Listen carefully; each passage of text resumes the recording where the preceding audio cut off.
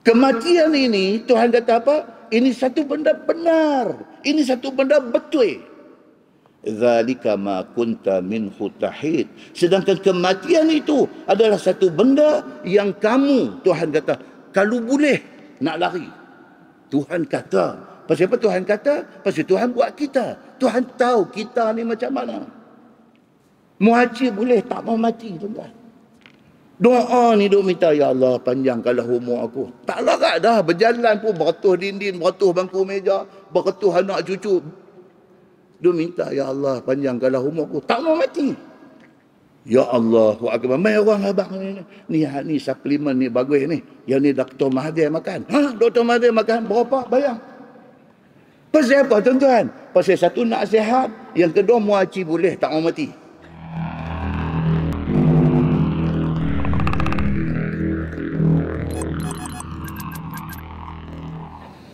Bismillahirrahmanirrahim. Assalamualaikum warahmatullahi wabarakatuh. Innal hamdalillah nahmaduhu wa nasta'inuhu wa nastahdihi wa nastaghfiruh. Wa na'udzu billahi min shururi anfusina wa min sayyiati a'malina. Man yahdihillahu fala mudilla lahu ومن يضلل فلا هادي له أشهد أن لا إله إلا الله وحده لا شريك له وأشهد أن محمدا عبده ورسوله ونصلي ونسلم على النبي الكريم وعلى آله وصحبه أجمعين أما بعد أيها المؤمنون اتقوا الله أوصيكم وإياي بتقوى الله فقد فاز المتقون. Muslimin dan muslimat, mudah-mudahan dirahmati Allah Subhanahu wa taala. Di dalam sebuah hadis an Abi Yasar radhiyallahu anhu أن رسول الله صلى الله عليه وسلم كان يدعو اللهم إني أعوذ بك من الهدم وأعوذ بك من التردي وأعوذ بك من الغرق والحرق والهرم وأعوذ بك أن يتخبطني الشيطان عند الموت وأعوذ بك أن أموت في سبيلك مدبرا وأعوذ بك أن أموت لديغا أو كما قال. Hadis sahih riwayat Abu Daud daripada Abi Yasar radhiyallahu anhu. Tuan-tuan, Abu Yasar sahabat Nabi sallallahu alaihi wasallam. Nama dia Ka'ab bin Amr bin Abbad radhiyallahu anhu. Dia wafat tahun 55 Hijrah. Daripada Abi Yasar radhiyallahu anhu, dia kata Nabi sallallahu alaihi wasallam berdoa. Nabi minta di dalam doa dia, Allahumma inni a'udzubika minal hadmi. Ya Allah, ya Tuhanku, aku minta berlindung denganmu daripada mati kena timpa runtuhan. Dia minta supaya Allah selamatkan dia daripada mati dalam runtuhan bangunan. Wa a'udzubika minat taraddi. Nabi minta, ya Allah, ya Tuhanku, aku minta berlindung denganmu daripada mati jatuh tempat tinggi, jatuh bangunan, jatuh jambatan. Wa a'udzubika minal gharaq. Ya Allah, ya Tuhanku, aku minta berlindung denganmu daripada mati tenggelam, mati lemah. Wal haraq. Ya Allah, ya Tuhanku, aku minta berlindung denganmu daripada mati kebakaran. Mati rumah terbakar, mati tempat kerja terbakar. Wal haram. Ya Allah, ya Tuhanku, aku minta berlindung kepadamu daripada mati dalam keadaan nyanyuk tua. Wa a'udzubika an yatakhabbatani asyaitanu 'indal maut. Hak ni saya nak fokus lagi. Dan aku minta berlindung denganmu, ya Allah, daripada mati dirasuk ataupun digelincir oleh pujukan syaitan ketika nak mati. Dalam banyak-banyak benda, hak ni takut. Saat yang menjadi very last moment kita dalam dunia ni, waktu nyawa nak tercerai keluar daripada kerongkong kita ni, pada waktu itu, kalau berdasarkan kepada hadis Nabi sallallahu alaihi wasallam ini, pada waktu itu kacau iblis, kacau syaitan ini cukup dahsyat. Berapa ramai orang yang fail di saat-saat akhir ini. Sehingga kan Nabi SAW dia spesifikkan doa dia benda ni. Minta, ya Allah, ya Tuhanku, lindungi aku daripada di saat-saat akhir itu aku digelincirkan oleh iblis dan syaitan. Wa a'udzubika an amuta fi sabilika mudbiran. Ya Allah, ya Tuhanku, Nabi kata aku minta berlindung denganmu daripada mati dalam keadaan lari daripada perjuangan. 50 tahun, 60 tahun umur, dia duduk di atas jalan Allah, dia berjuang atas nama Allah. Very last moment, U-turn. Keadaan lebih teruk lagi apabila di saat akhir itu bukan sahaja U-turn, bahkan dia menentang Islam. Wa a'udzubika an amuta ladiran. Ya Allah, ya Tuhanku, Nabi kata mintalah aku dilindungi daripada mati kena sengat binatang bisa.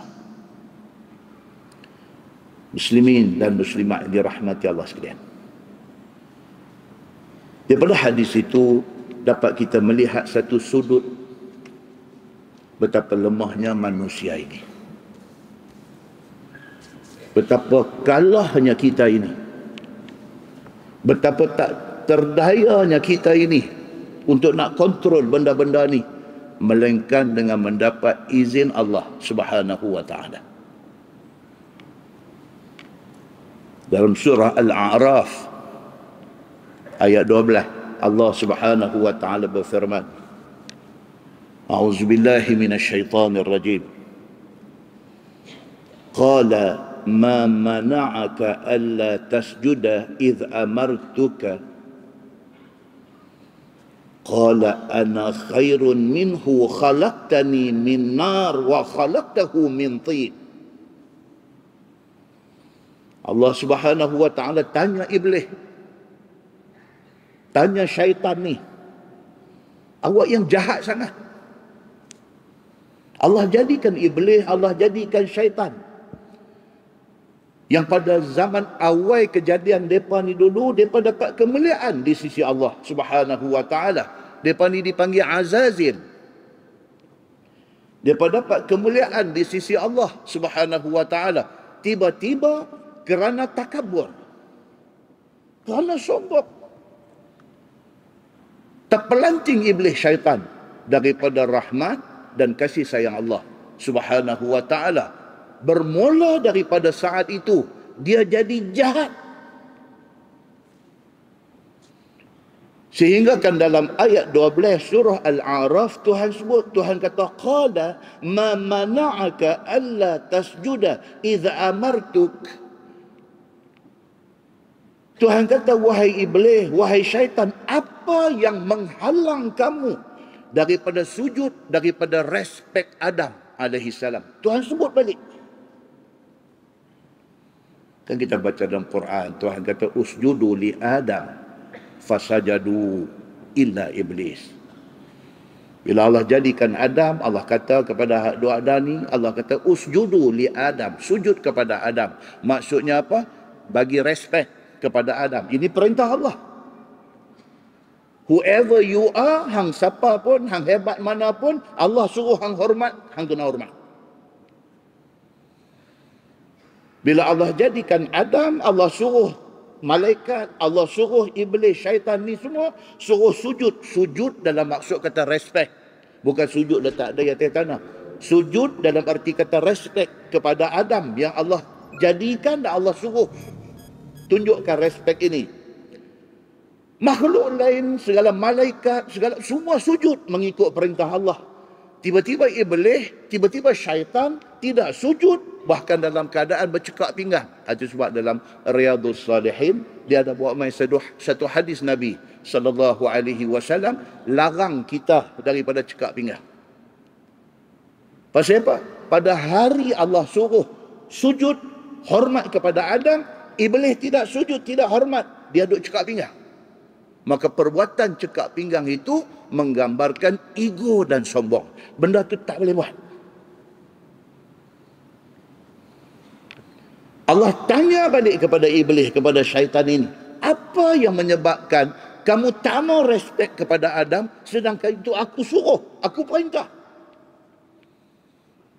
Qal, jawab iblis ini,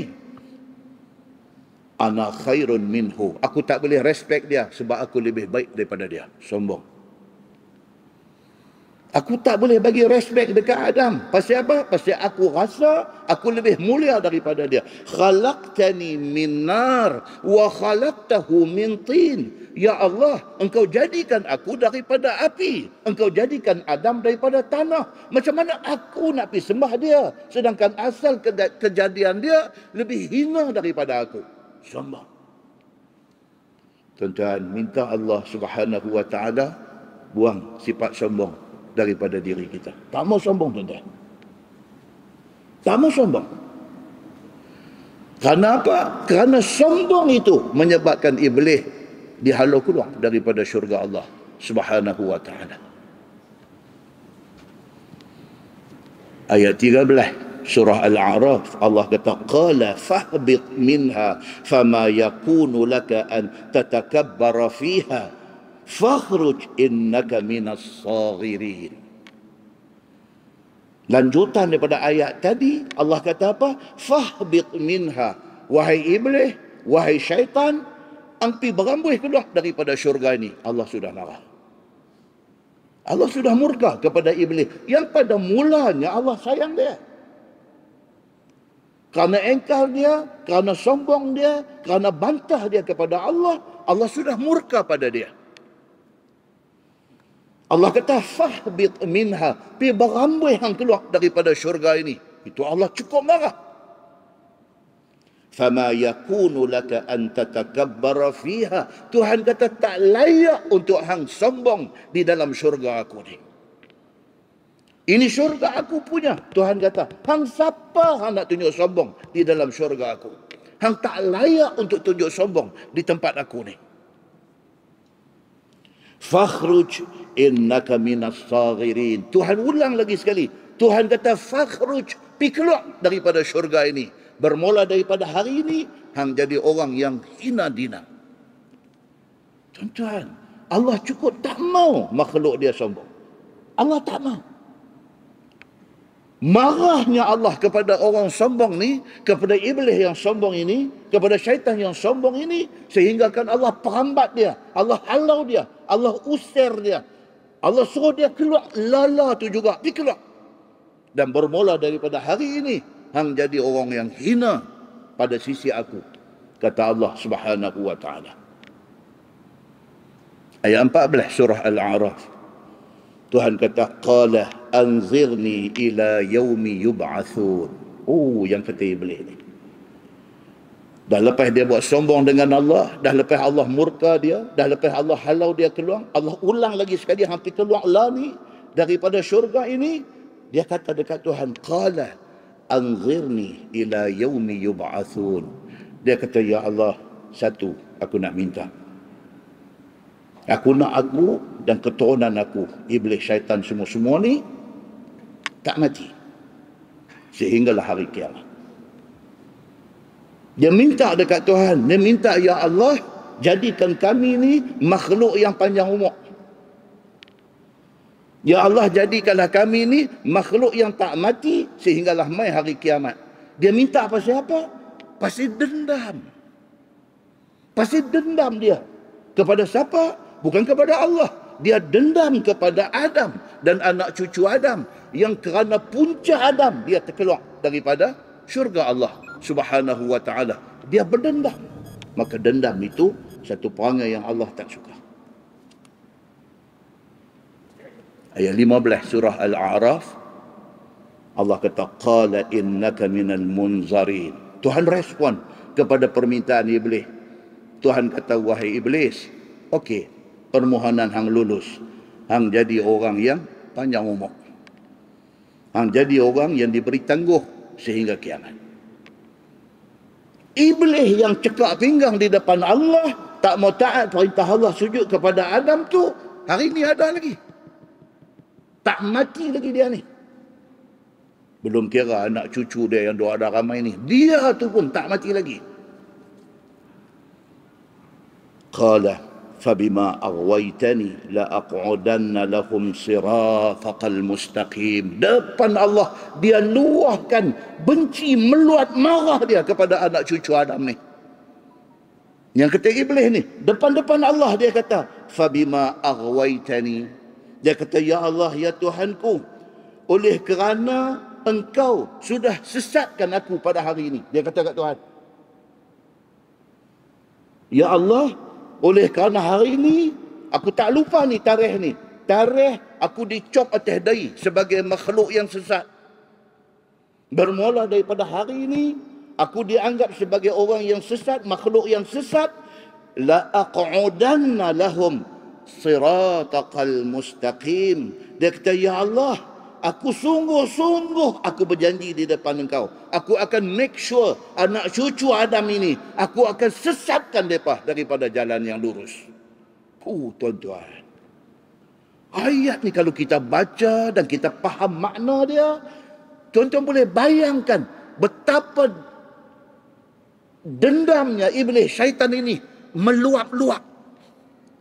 Dendam dia, sakit hatinya dia, bencinya dia kepada manusia ni meluap-luap. Kalau kita tidak faham ayat ni, kita dengar bisikan dia, kita ikut kehendak dia, kita patuh apa suruhan dia.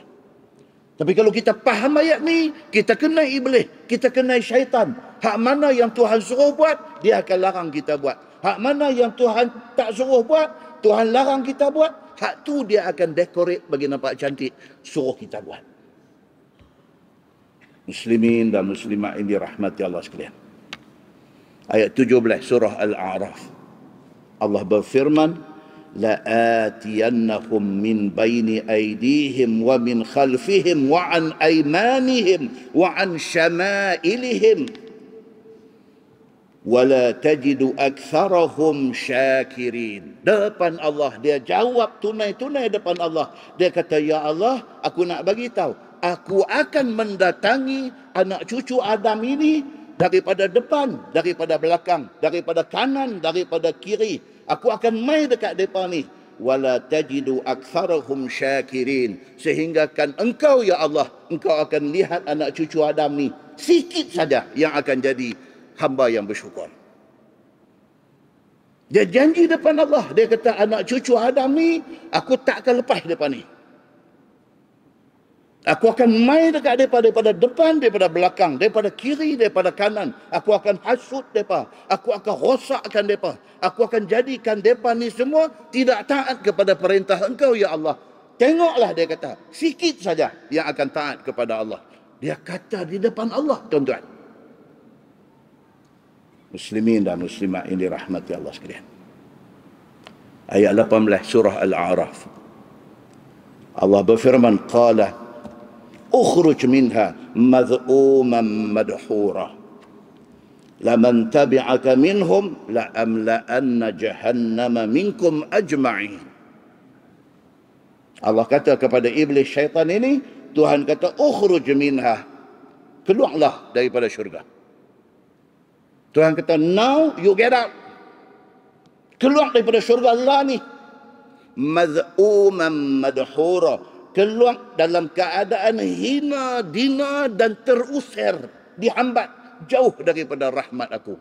Tuhan marah sungguh dengan iblis ni. Tuhan kata, sudahlah, duk merepek apa tak habis-habis ni. Aku suruh hang hormat Adam, hang tak mau hormat Adam, merepek tak habis-habis. Duk habang kata, aku akan make sure mereka ni semua sesat, mereka ni akan jadi manusia yang tidak bersyukur kepada Allah. Duk merepek banyak. Tuhan kata, sudah, ukhruj minha. Tuhan kata, sudah, keluarlah ni daripada syurga ni. Mad'uman madhura, keluar dalam keadaan hina dina dan terusir daripada rahmat Allah.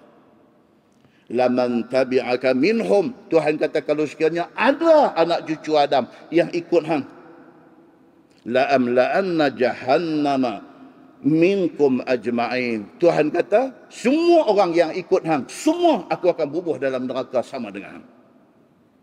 Tuan-tuan, iblis syaitan ini musuh besar. Musuh besar kepada Allah Subhanahu wa ta'ala. Jangan tak kenai iblis dan syaitan ini. Muslimin dan muslimat yang dirahmati Allah sekalian. Kerana itu, sepanjang hidup kita, dia duk tunggu nak rosakkan kita. Dia tak dapat kita semasa hidup ni. Apa dia buat? Sampai last minute kita nak mati, masa tu dia try lagi. Dan itulah saat yang paling menakutkan kita. Dalam ayat 34 surah Luqman, Allah Subhanahu wa ta'ala sebut, Inna Allaha 'indahu 'ilmu as-sa'ah wa yunazzilu al-ghayth wa ya'lamu ma fil arham wa ma tadri nafsum madza taksibu ghadan wa ma tadri nafsum bi ayyi ardin tamut Inna Allaha 'alimun khabir. Sadaqallahul 'azim. Tuhan kata, ilmu tentang kiamat, Tuhan saja tahu. Bila betul-betul nak jadi kiamat? Nobody knows. Tak ada siapa tahu. Allah saja yang tahu. Satu orang main habaq kat kita berdasarkan kepada kajian, berdasarkan kepada pemerhatian, berdasarkan kepada observation. Saintis dan sebagainya, mereka menjangkakan kiamat akan berlaku pada tahun 2025. Hang sembang tak kena duit, cakaplah apa pun. Kiamat Tuhan saja tahu. Siapa kata? Allah kata.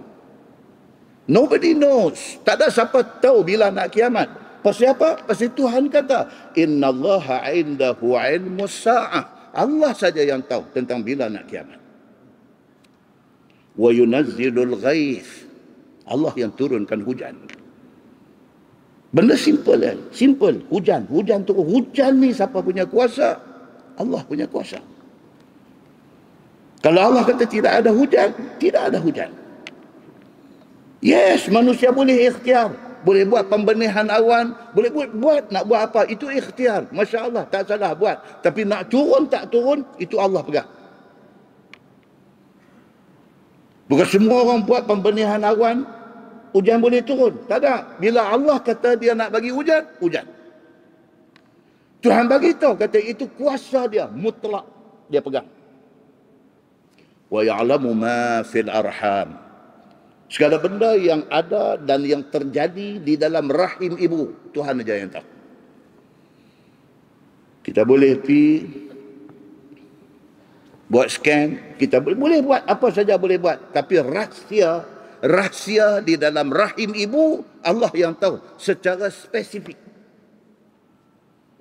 Kandungan itu laki-laki ke, perempuan ke, kandungan tu duduk dalam kandungan, dia keluar mai berapa hari dia nak hidup. Semua Tuhan tahu. Manusia tak tahu.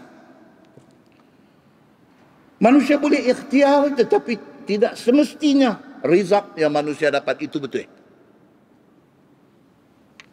Wa ma tadri nafsum madza taksibu ghadan. Bahkan Tuhan kata, nama kata manusia ni dia tak tahu apa yang dia nak buat esok. Tak tahu. Tuan-tuan kata esok pagi nak sembahyang subuh masjid. Itu tuan-tuan kata. Tuan-tuan betul ke boleh mai, tak boleh mai ke masjid ni? Allah tahu. Berapa ramai orang bangkit pukul 5 pagi, masuk pancong, ambil ayat sembahyang apa semua elok. Allahu Akbar, tahajud 2 rakaat, baca Quran sikit dulu sementara nak tunggu dekat nak subuh nak pergi masjid. Tiba-tiba sengak. Kaki kanan dengan tangan kanan jam.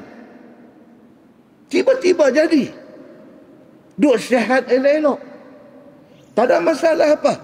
Setahun 2 kali buat thorough check up hospital. Setahun 2 kali. Bukan ambil darah, bukan ambil urine saja test tak.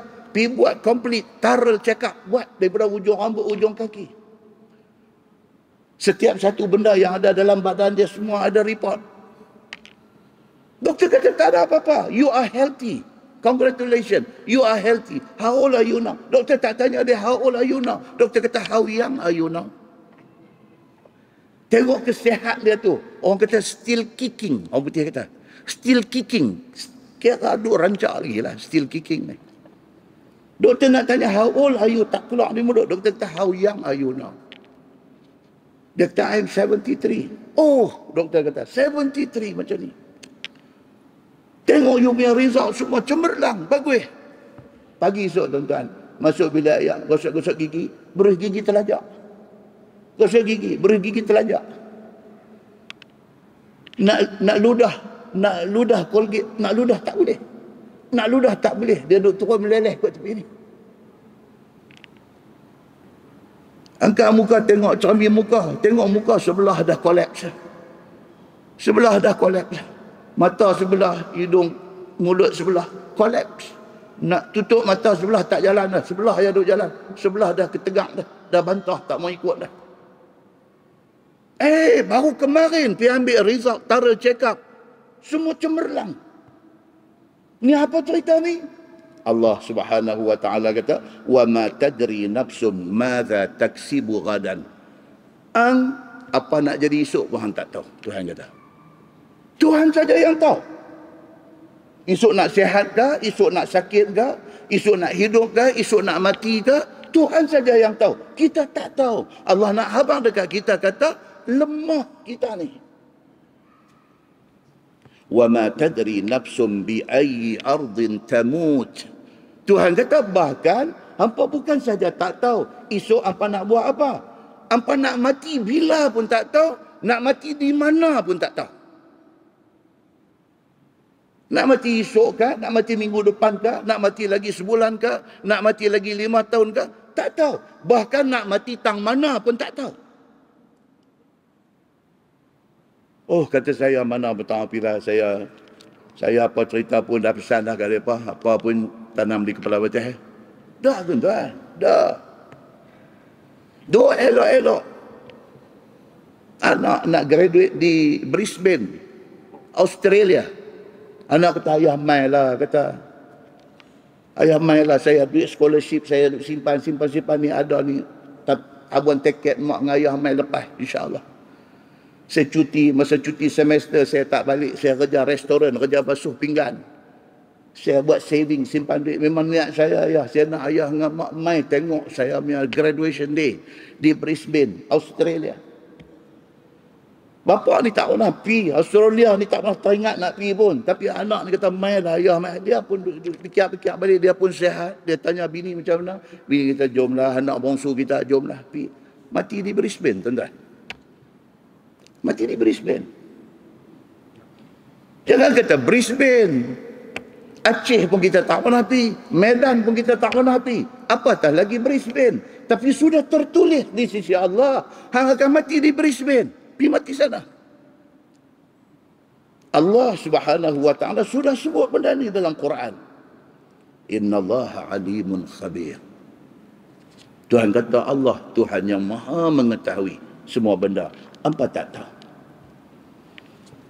Surah Luqman ayat 34. Ayat Quran ni tuan-tuan, kalau kita baca, kalau kita faham makna dia, kalau kita tadabbur isi kandungan dia. Tuan-tuan, dia shot mai ke hati kita ni. Dia shot, erang. Kenapa? Pasal apa? Pasal apa yang Allah kata ni, inilah realiti dalam dunia ni. Surah Qaf ayat 19. Firman Allah, وَجَاءَتْ سَكْرَةُ الْمَوْتِ بِالْحَقِّ ذَلِكَ مَا كُنْتَ مِنْهُ تَحِيدٌ. Tuhan kata telah datanglah sakratul maut itu bil-haq. Sungguh, bukan tipu. Sakratul maut, kematian ini satu benda yang hak. Ini cerita betul. Mata kita dah tengok berapa banyak orang yang kita kenal, yang kita sayang, yang kita kasih mati, tuan-tuan, depan mata kita. Sayang kita dekat mak, dekat ayah ni tak boleh cerita di mulut. Allah tahu macam mana sayang kita dekat dia. Dia mati depan mata kita, tuan-tuan. Kita tak boleh buat apa. Kematian ini Tuhan kata apa? Ini satu benda benar. Ini satu benda betul. Zalika ma kunta minhu tahid. Sedangkan kematian itu adalah satu benda yang kamu, Tuhan kata, kalau boleh nak lari. Tuhan kata. Pasal apa Tuhan kata? Pasal Tuhan buat kita. Tuhan tahu kita ni macam mana. Muhajir boleh tak mau mati, tuan-tuan. Doa ni duk minta, ya Allah panjangkanlah umur aku. Tak larat dah, berjalan pun beratus dinding, beratus bangku meja, beratus anak cucu. Duk minta, ya Allah panjangkanlah umur aku. Tak mau mati. Ya Allah, mai orang abang ni suplemen ni bagus ni. Yang ni Dr. Mahathir makan. Dr. Mahathir makan berapa? Bayang. Pasal apa, tuan-tuan? Pasal satu nak sihat, yang kedua muaci boleh tak mau mati. Mai abang kata dia ni makan, dia ni makan. Dengar, bayang kawan tu, Masya Allah, berapa? Tiap bayang. Pasal apa tu? Pasal tak mau mati. Oh, Allah tahu benda ni. Pasal apa Allah tahu? Allah buat kita. Dia tahu apa yang ada dalam hati kita. Muslimin dan muslimat yang dirahmati Allah sekalian. Dalam ayat lain Allah berfirman, kamathali syaitan idh qala lil insani ukfur. Ini yang takut. Falamma kafara qala inni bari'un minka inni akhafu Allah rabbal alamin. Surah Al-Hashr ayat 16. Tuhan kata dalam ayat itu, kamathali syaitan, sama macam syaitan. Idh qala lil insani ukfur. Oh, iblis syaitan ni dia main kat kita, tuan-tuan. Dia bisik dekat kita. Dia bagi masuk dalam lubang telinga kita. Yang ujungnya dia nak suruh kita kufur dengan Allah. Ukfur, dia kata kat kita. Bantah Tuhan, dia kata. Bantahlah Tuhan. Falamma kafara, apabila kita termakan pujukan dia, apabila kita termakan bisikan dia, dan kita memilih untuk kufur. Falamma kafara, apabila kita kufur kepada Allah, qala inni bari'un mink. Dia dandan kata, aku berlepas diri daripada engkau. Aku tak bertanggungjawab atas keputusan engkau untuk kufur dengan Allah. Aku tak campur hal-hal ni. Inni akhafullah rabbal alamin. Aku takut Allah, Tuhan sekalian alam. Jahat tak jahat, tuan-tuan? Jahat. Dia membisik dekat kita, dia masuk dalam hati kita, dia perdayakan kita, dia tipu kita, dia suruh kita bantah Allah, dia suruh kita lawan perintah Allah, dia suruh kita buat maksiat, dia suruh kita jadi orang yang zalim, dia suruh kita jadi jahat. Kita termakan pujukan dia. Apabila kita kufur dengan Allah, Dia kata, aku berlepas diri daripada keputusan hang untuk lawan Allah. Aku takut kepada Allah. Hang dengan Tuhan, hang pergi settle. Tuan-tuan, benda ni kalau duk jadi dalam hidup kita hari-hari ni, okey lagi kita tengah kuat. Tuan-tuan, kalau jadi yang dalam hadis pertama yang kita baca tadi, kita tengah letih, kita tengah teruk, duk berlawan dengan sakaratul maut. Masa tu dia selit main, dia masuk dalam hati kita, dia suruh kita kufur Allah Subhanahu wa ta'ala. Kita kufur Allah. Dia terus gabuh tangan. Dia kata, ni hang dengan Tuhan pergi settle. Aku tak sangkut benda ni. Aku takut Allah Subhanahu wa ta'ala. Benda inilah yang menyebabkan Nabi takut. Nabi doa kepada Allah, ya Allah, tolong aku, minta dijauhkan aku daripada saat akhir menjelang maut. Ketika itu aku kufur kepadamu, ya Allah. Minta Allah lindung. Kita kena minta Tuhan tolong kita, tuan-tuan. Muslimin dan muslimat yang dirahmati Allah sekalian. Demikian dahsyatnya suasana ketika nak menghadapi saat-saat sakaratul maut ini. Sakrah ataupun sakarat ni makna dia apa, tuan-tuan?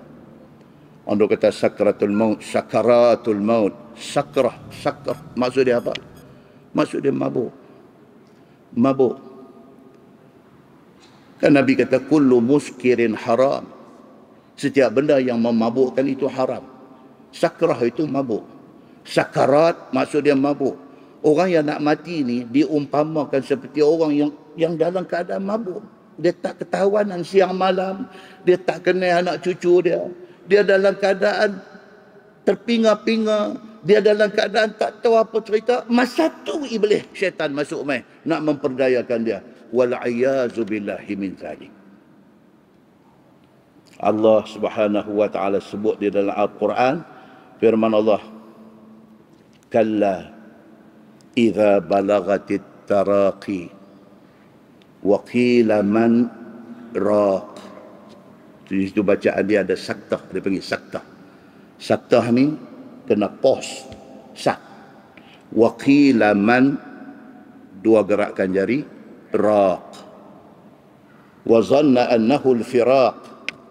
Waltaffati saqu bisaq ila rabbika yawma idhinil masaq. Surah Al-Qiyamah ayat 26 sampai 30. Allah Subhanahu wa taala kata apa? Kalla. Kalla maksud dia jangan begitu.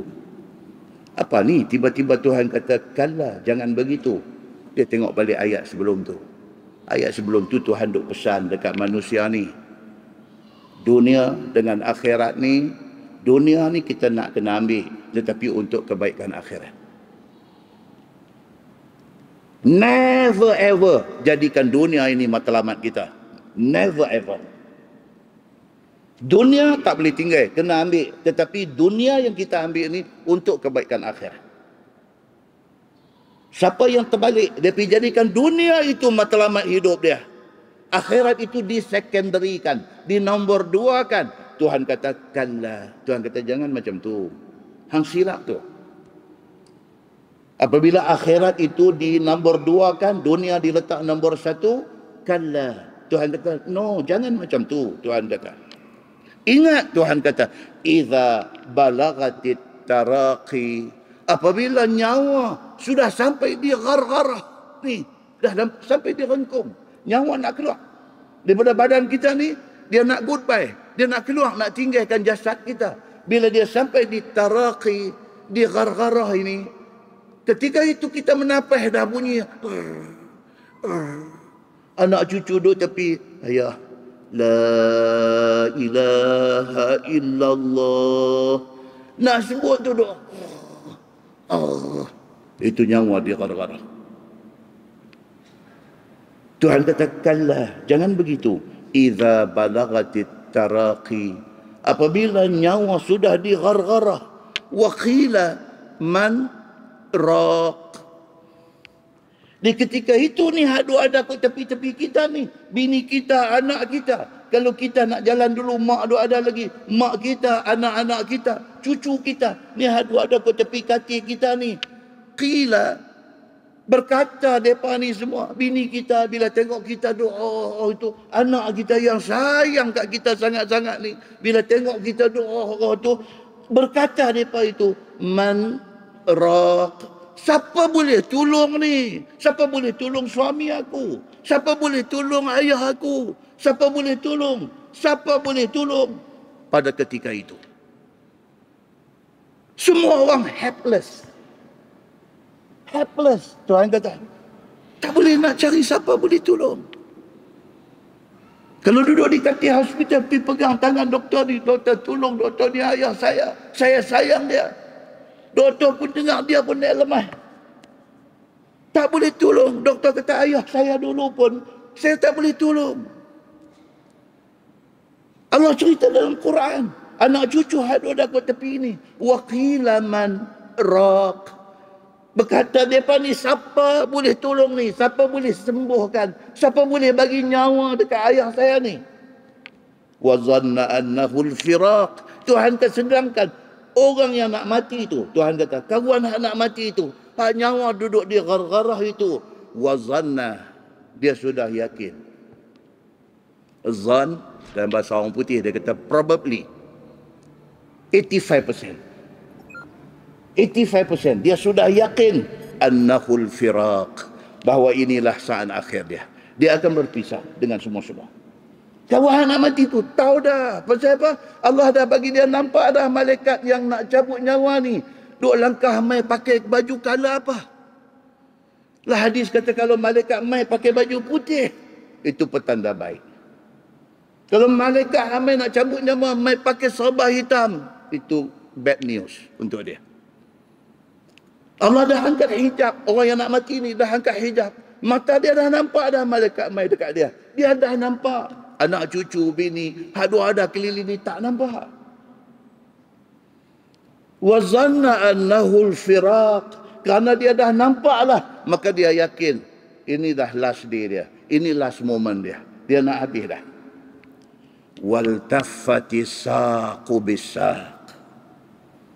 Tuhan kata ketika sakratul maut itu datang bertindih-tindih sakit dia. Maut itu mai sak, maksud ni perut betih. Orang Arab dia panggil sak. Sak. Sunat pakai kain, pakai jubah ni dia kata ila ansafi saqain. Pakai di paruh betis. Sunat. Sak, maksud dia betih. Tuhan kata apa? Manusia yang dalam gelut nak mati ni, wal taffati saqu bisaq. Betih dia dua ni duk bertaut, duk bertangkup, menahan sakit. Dia macam krem. Macam biasa krem subuh pagi nak bangkit pukul 4, pukul 4:30 nak pergi pancong. Pak kata dia tangkap perut betul sakit. Aduh, aduh, bergerak sakit. Nak bangun tak boleh. Nak pusing tak boleh. Dia tangkap, dia kerai kong perut betis tu. Kena tunggu saat ni menahan sakit. Bagi dia reda, otot-otot tu dia jadi lega balik. Baru boleh tak kaki turun katil. Itu krem. Orang nak mati, Tuhan kata dia jadi dua perut betis dia ni kena tangkap. Pam, kata dia sakit. Muslimin dan muslimat yang dirahmati Allah sekalian. Ila rabbika yawma idhinil masaq. Tuhan kata it's the time, sudah masanya engkau dibawa ke sisi Tuhan untuk dihisap amalan. It's the time. Time's up. Tuhan kata you punya time sudah sampai. Game over. Habis. Yang ada selepas ini apa dia? Tidak ada lagi amalan. Yang ada selepas ini tidak ada lagi doa. Yang ada ke hang lepas ni apa dia? Apa yang hang buat sebelum daripada hari ini, itu sajalah bawa pergi menghadap Allah Subhanahu wa taala. Muslimin dan muslimat yang dirahmati Allah sekalian. Kita baca benda-benda macam ni semua tuan-tuan, kalau tidak ada insaf dalam hati kita, karut kita ni. Allah jadikan kita, Allah hantar Nabi mai kat kita, Allah turunkan wahyu Quran kepada Nabi, Nabi baca dekat kita, Nabi hurai lagi masuk ayat Quran itu dengan hadis-hadis dia. Kita main masjid, kita sit down, kita duduk, kita lapangkan hati dengar ini ayat Quran, ini hadis Nabi. Kalau tidak ada lagi insaf dalam hati kita, karut kita ni. Muslimin dan muslimat yang dirahmati Allah sekalian. 13 Mei 2022, baru lagi. Mei, Jun, Julai, Ogos. Baru 3 bulan, 2 bulan lebih. 13 Mei 2022, Presiden UAE meninggal dunia. Tuan baca tu? Oh. Sudah time dia. Game over. Dia sudah habis. UAE ni apa tuan-tuan? United Arab Emirates. UAE ni apa? UAE ni ialah satu himpunan negeri-negeri hebat. Abu Dhabi, ibu negara dia, Abu Dhabi. Dubai. Oh, dahsyat tuan-tuan, Dubai. Ajman. Sharjah. Ini semua. Semua ni united di bawah nama Arab Emirates ni. 13 Mei 2022, Presiden dia Khalifah bin Zayed An-Nahyan. An-Nahyan meninggal dunia. Khalifah bin Zayed An-Nahyan mati. Tuan-tuan, harta dia waktu hari dia mati 18 bilion dolar US. 18 bilion US dolar. Harta dia.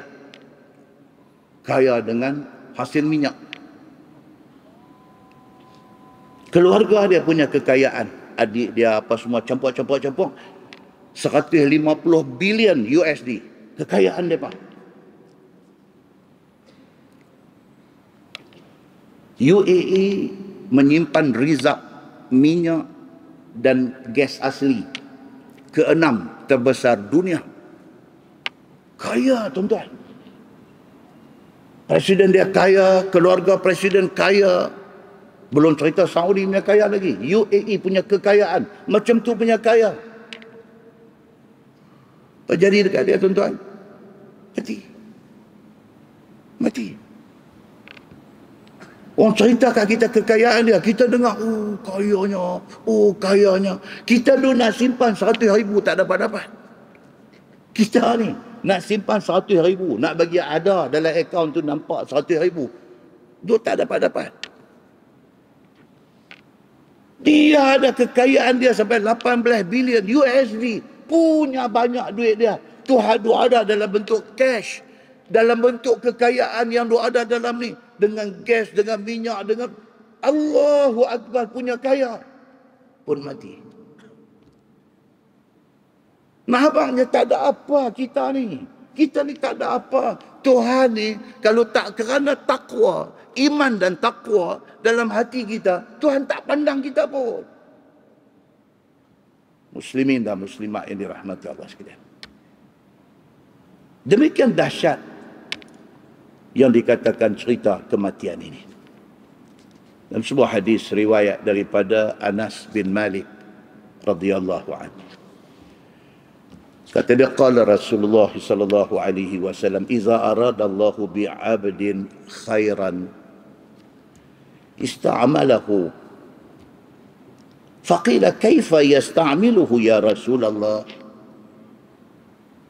Qala Rasulullah sallallahu alaihi wasallam, "Yuwaffiquhu li'amalin salih qabla al-maut." Atau kama qala, hadis sahih riwayat At-Tirmizi. Entah. Nabi SAW kata, satu-satu manusia ni kalau Allah sayang dia, Allah nak bagi dia dapat kebaikan. Kita ni, kalau Allah sayang kita, Allah nak bagi kebaikan dekat kita dunia akhirat. Kalaulah Allah sayang kita dan dia nak bagi kebaikan dekat kita, apa Tuhan nanti buat? Ista'amalahu. Tuhan akan jadikan kita ni menjelang ujung umur kita. Allah akan jadikan kita ni orang yang beramal. Tanda Tuhan sayang kita. Kita nak mati lagi 3 tahun, nak mati lagi 2 tahun, nak mati lagi setahun. pada ketika itu Allah bagi dekat kita. Kalau dia sayang kita, atas apa yang kita buat, atas doa yang kita duk minta kat dia selalu, dan Allah jatuh sayang dekat kita, Allah akan buat apa kat kita? Towards the end, menjelang akhir hidup kita, Allah akan jadikan kita ni orang yang beramal. Faqila, bila Nabi kata lagu tu, sahabat tanya Nabi. Sahabat kata, kaifa yasta'miluhu ya Rasulullah? Macam mana yang kata Allah jadikan dia ni beramal? Macam mana tu? Qal, Nabi kata apa? Yuwaffiquhu li'amalin salih qabla al-maut.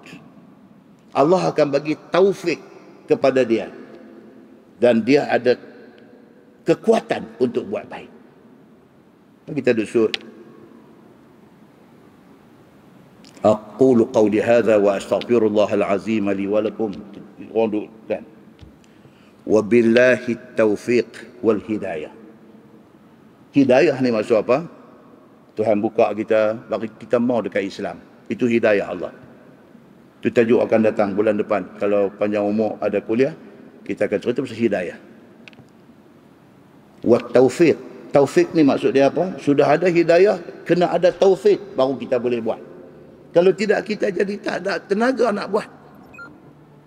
Kita sudah ada hidayah, kita sudah jadi orang yang sayang, sudah jadi orang yang nak kepada Islam, tapi tak larat nak buat amal kebaikan, tak larat. Kita tahu kata Nabi SAW, Nabi kata apa? 2 rakaat sebelum subuh itu lebih baik minad dunia wa ma fiha, lebih baik pada dunia dan isinya. Kita tahu, ustaz sebut itu, kita tahu ini dia ulang berapa puluh kali dah. Persoalannya ialah hang buat ke tak? Betul, kita dah dengar banyak kali, betul. Kita ada tak kekuatan nak buat? Itu soal lain.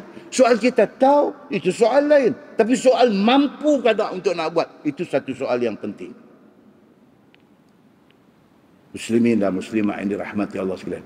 Oh, Nabi kata baca Quran ini, likulli harfin, tiap-tiap satu huruf itu Allah bagi 10 pahala. Nabi kata la aqulu alif lam mim itu harfun. Nabi kata bukan maksud aku alif lam mim itu satu huruf, walakin alif itu harfun, lam itu harfun, wa mim harfun, dan mim itu harfun. Hang sebut bismillahirrahmanirrahim, alif lam mim, 30 pahala dah. Tak baca lagi hal lain, baru sebut alif lam mim, Nabi kata 30 aku bagi pahala. Kita tahu, bila kita tahu, lama dah kita tahu benda ni, tapi hang baca Quran ke tak? Nak boleh kekuatan untuk nak baca Quran itu taufik daripada Allah. Kalau Allah jadikan kita ni, Allah bagi taufik dekat kita, dia mai kekuatan untuk nak buat ibadat. Kalau sekiranya Allah sayang satu-satu manusia tu, Allah akan jadikan dia orang yang beramal. Nabi, bila Nabi sebut macam tu, sahabat tanya, Allah jadikan dia seorang yang beramal itu macam mana? Nabi kata Allah taufikkan dia untuk buat sesuatu amal baik. Bila dia dapat taufik daripada Allah, dia akan jadi orang yang beramal baik di sisi Allah Subhanahu wa taala. Muslimin dan muslimat yang dirahmati Allah sekalian, mari kita sama-sama jaga benda ni. Satu, kesimpulan. Satu, marilah kita insafi soal kematian ini. Dua, mati itu benar. Mati itu benar. Tiga, waktu nak mati, siapa pun tak boleh tolong. Waktu kita duk bergelut dengan sakaratul maut itu, siapa pun tak boleh tolong. Anak tak boleh tolong, isteri tak boleh tolong, harta kita tak boleh tolong, pengaruh yang ada dekat kita tak boleh tolong, kuasa tak boleh tolong, siapa pun tak boleh tolong. Kita mengharapkan rahmat Allah Subhanahu wa ta'ala, belah kesian Allah. Kalau Allah belah, Allah kesian dekat kita, dia tolong kita. Yang keempat, akhirnya kita dengan amalan kita menghadap Allah. Kan Nabi kata manusia bila mati pergi ke kubur, 3 benda ikut. Apa dia? Amalan ikut, Anak-anak ikut, harta ikut. Bawa mayat kita pergi masjid nak semayang, kereta kita, Mercedes, BMW, Audi, Alphard, Velfire, anak kita bawa ikut mai, duduk ada di luar masjid tu. Daripada lepas semayang, bawa pergi ke kubur, ikut. Anak ikut, kekayaan kita ikut, dan kita dengan amalan kita ikut. Masuk dalam kubur, dua balik, Nabi kata. Anak kita yang sedih sangat kehilangan kita ni, balik. Harta kekayaan kita, anak kita bawa balik. Yang tinggal dengan engkau apa dia? Amalan engkau. Muslimin dan muslimat yang dirahmati Allah sekalian. So nombor 4, akhir kita ialah kita dengan amalan kita.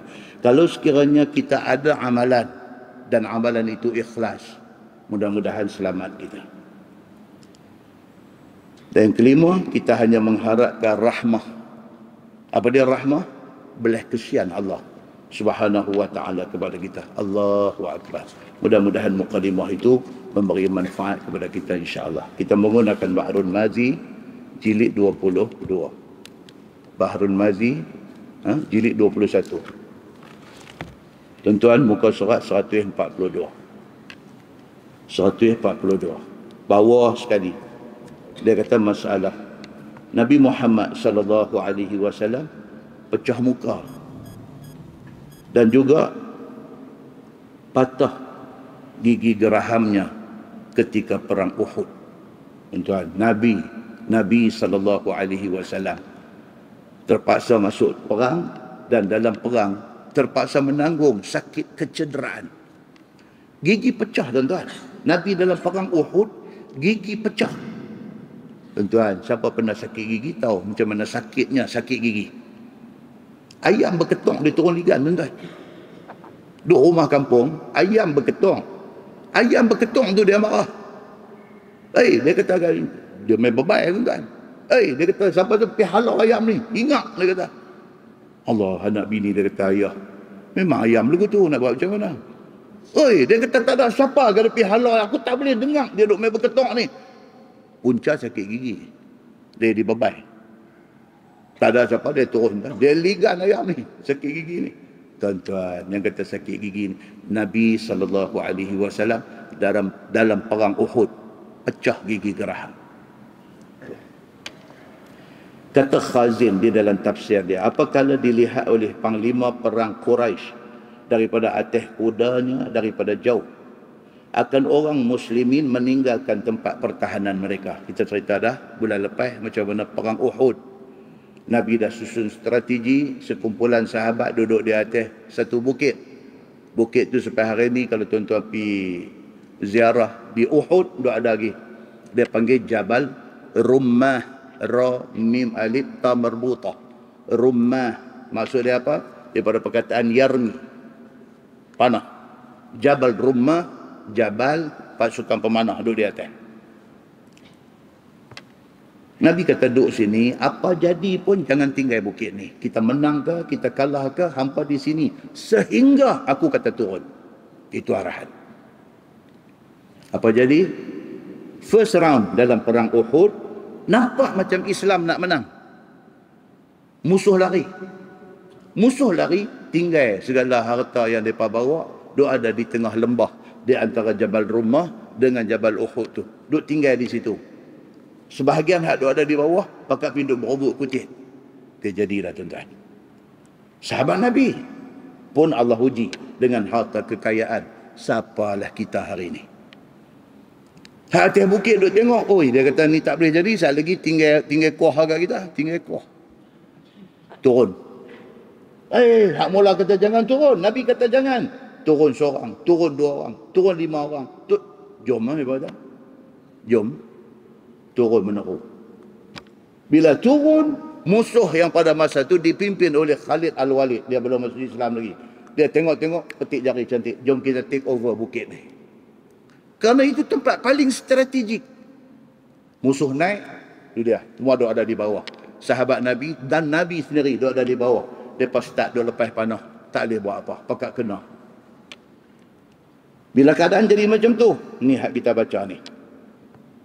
Dan orang-orang Islam meninggalkan tempat pertahanannya dan semuanya berhimpun kerana berbimbang dengan nak mengumpul harta yang ditinggalkan. Tuan-tuan, bulan lepas kan, jangan lupa kita dah baca ayat-ayat Quran cerita tentang macam mana harta ni. Macam mana harta ni betul-betul dia menjahanamkan manusia. Daripada duk bercakap soal perjuangan, bila dapat habuan sudah jadi bukan lagi pejuang, tetapi sudah jadi pujawang. Sudah dapat habuan. Apa hari ini bahasa kasar daripada sebut apa? Dedak penuh mulut ni berkata. Oh, kasar perempuan ni. Kasar. Mereka bagi dedak ni tuan-tuan. Dedak ni orang tak makan. Kita makan ni saguan. Kita pernah makan saguan? Saguan. Orang Seremban ada tadi 3-4 orang tadi, tahu ke tak saguan? Saguan ni bahasa surat dia apa saya pun tak tahu. Saguan.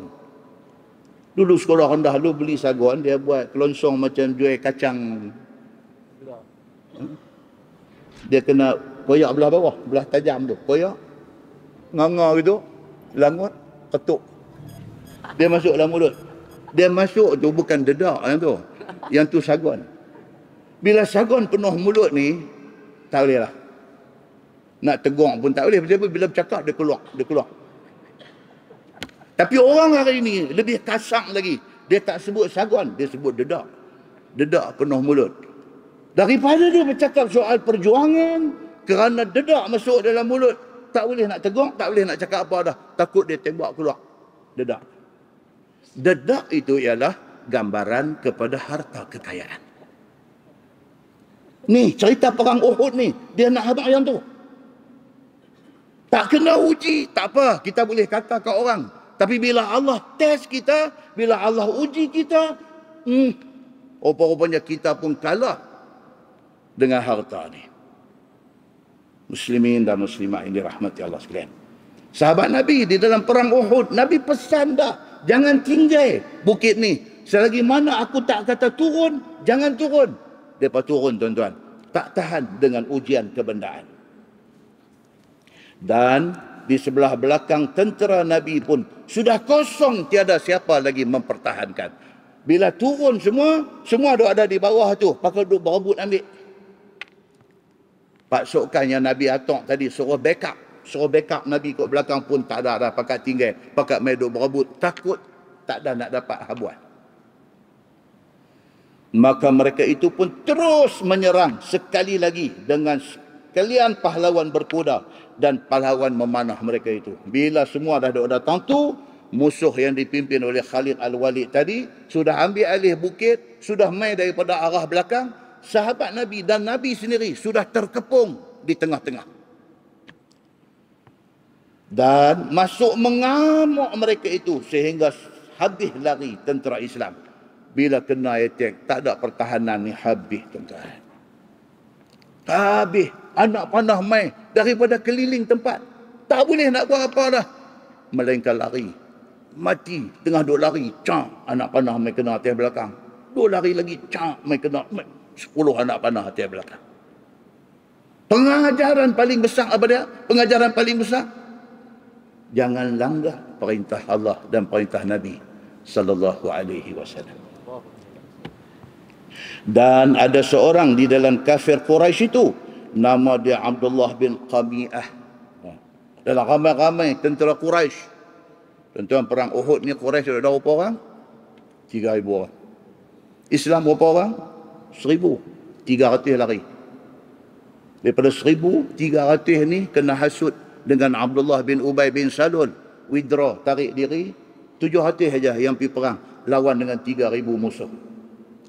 Dalam kalangan musuh yang ramai itu, dia kata ada satu orang, nama dia Abdullah bin Qami'ah.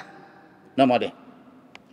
Telah dilemparnya dengan sekuat-kuat hatinya satu batu dan mengenai hidung Nabi sallallahu alaihi wasallam. Ini dapat nama dia Abdullah bin Qami'ah.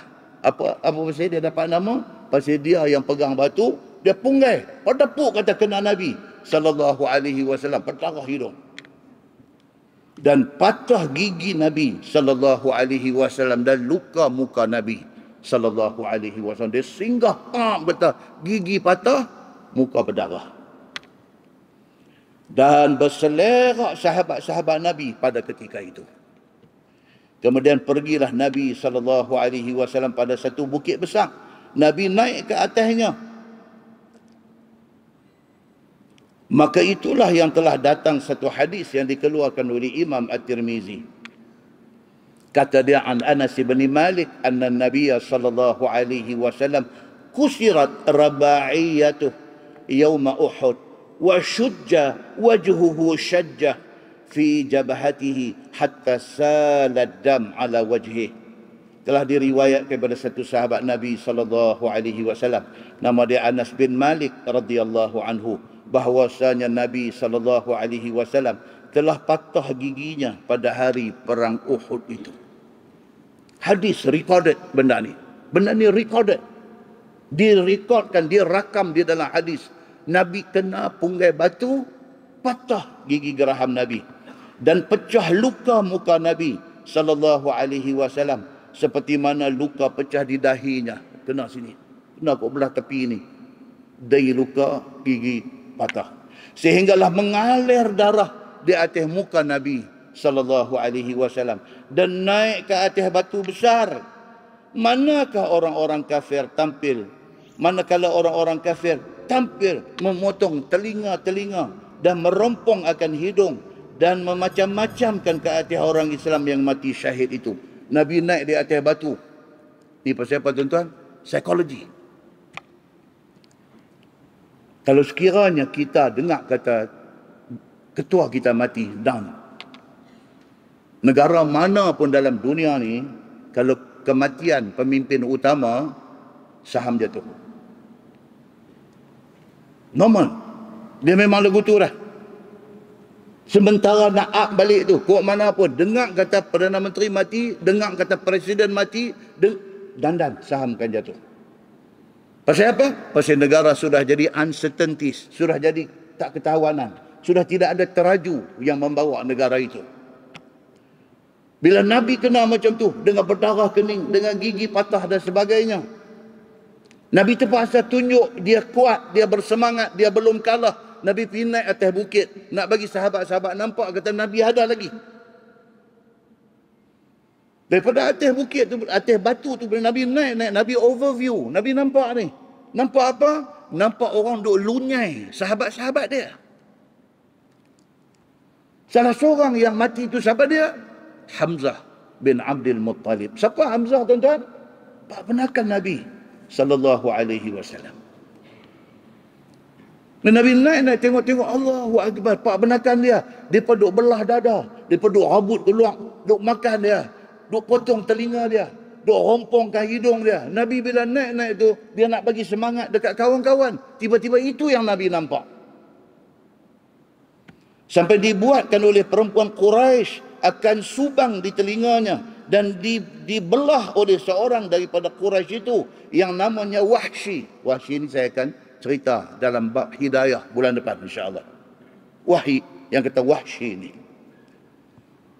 Satu orang yang bernama Wahsy ini belah perut Sayyidina Hamzah dan dikeluarkan hati Sayyidina Hamzah, dan datang pula satu perempuan yang bernama Hindun, dipotongnya hati Hamzah itu, hendak dimakannya. Tuan-tuan nampak dah dia punya kebencian dia tu sampai macam tu.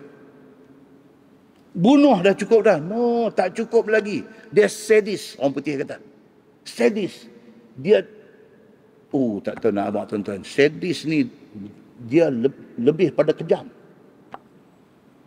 Dia dah bunuh dah. Dia tak berhati lagi. Dia rompongkan mayat tu. Dia potong telinga, dia potong hidung, dia belah perut, dia ambil jantung, dia bubuh dalam mulut dia, dia luah. Begitu sekali dikerjakan sahabat-sahabat Nabi sallallahu alaihi wasallam. Tiba-tiba tiada termakan olehnya, lalu diluahkan daripada mulutnya. Dia ambil jantung Sayyidina Hamzah. Perempuan tuan-tuan yang buat kerja ni. Dia bubuh dalam mulut dia, dia luah balik. Allahu Akbar. Dan berhadap Abdullah bin Qami'ah hendak membunuh Nabi sallallahu alaihi wasallam. Abdullah tadi ni yang paling batu kena Nabi, berdarah. sampai pecah gigi ni. Dia ni bila tengok keadaan sudah jadi macam tu, Hamzah sudah dirompong-rompongkan muka, dada dibelah, dirabut jantung, ambil makan luah. Dia ni Abdullah bin Qabi'ah ni bila dah tengok keadaan jadi macam tu, dia naik syekh. Dia naik syekh. Apa dia buat? Dia nak pergi cari Nabi sallallahu alaihi wasallam. Dia nak bunuh Nabi. Dia nak Nabi mati tangan dia.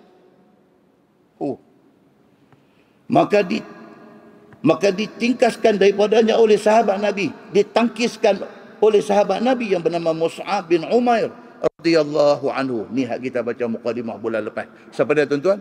Mus'ab bin Umair. Ingat lagi tak cerita Mus'ab bin Umair yang kita baca bulan lepas? Ingat lagi tak siapa dia ni tuan? Mus'ab bin Umair.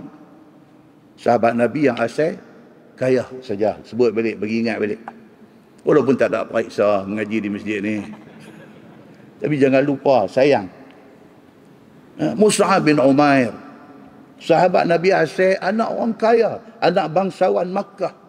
Sehingga kan di Makkah, budak-budak muda Makkah ni, dialah idola mereka. Semua budak-budak muda ni duk simpan dalam hati apa? Kalaulah aku jadi Mus'ab. Macam tu punya kehebatan Mus'ab ni. Bila dia terima Islam, dia masuk Islam. Dia masuk Islam di mana tuan-tuan? Di rumah Al-Arqam bin Abil Arqam. Zaman awal Islam, dia sudah ambil Islam. Mak dia dapat tahu. Kerana ada satu orang sahabat nama dia. Nama apa dia? Osman bin... tak boleh jawab lah. Tak test pun. Osman bin Talha. So nampak, dia ni Islam kan? Nampak cara semayang macam orang Islam. Pergi report dekat mak dia. Mak dia panggil dia. Mak dia panggil Mus'ab. Mus'ab, hang ikut Muhammad kan? Kalau betul hang ikut Muhammad, hang mau ingat, satu date pun duit aku tak bagi kan? Mus'ab kata apa? Dia kata, ya mak, saya ikut Nabi Muhammad sallallahu alaihi wasallam. Tak apa mak, mak tak bagi pun tak apa. Saya harap Allah aja bagi kat saya. Pergi, mak dia kata. Bermula daripada dia memilih Islam, dia jadi miskin. Sebab duit mak dia tak dapat. Dia hijrah ke Habsyah. Balik dari Habsyah, dia hijrah ke Madinah. Dia sampai di Madinah, dia jadi apa? Yang ni soalan senang ni, boleh jawab. Dia jadi apa? Oh, ramai jawab. Jadi guru Quran. Mana ada jawab? Tak ada jawab. Saja, tapi sebut ramai jawab. Dia jadi guru Quran di Madinah. Dalam perang Uhud, apa jadi?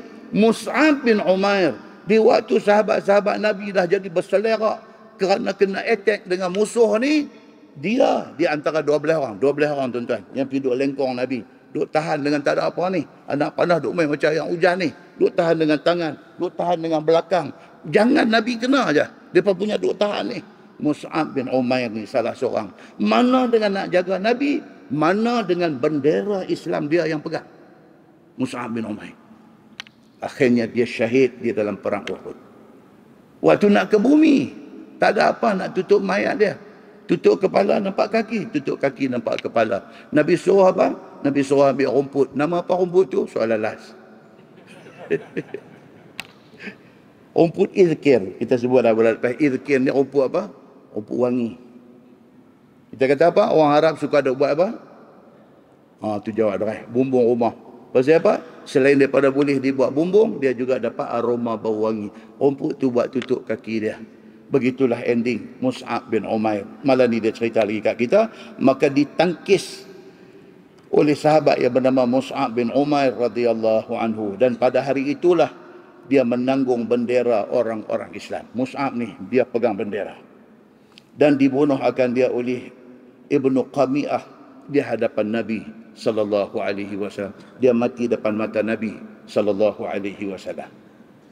Tuan-tuan muslimin dan muslimat yang dirahmati Allah sekalian.